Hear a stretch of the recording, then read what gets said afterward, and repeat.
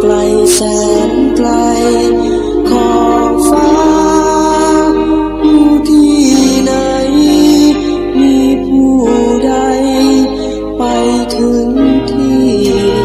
ฉันเองก็คงเช่นกันแม้ความฝันเป็นเสรีแต่ฝันจะต้องมีสุดทางที่พอเป็นจริงฝันไปถึงสิ่งสวยฟ้าสีครามหญ้าเขียวขจีดอกไม้มวลดนตรี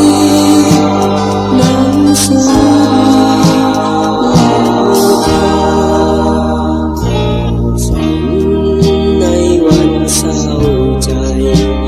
เธออยู่ไหนมาช่วยฝันทีสองฝันคงโชคดีไม่ต้องมีฝันอ้างว้างอย่างเช่นเคยผู้เดี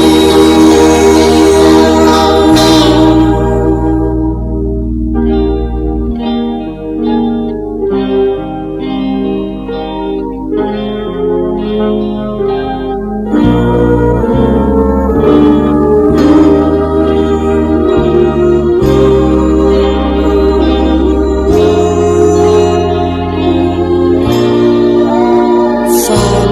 ไป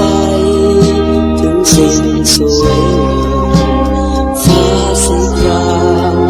หญ้าเขียวขจีดอกไม้มวลดนตรีหนังสือดีและนิทานฝันในวันเศร้าใจ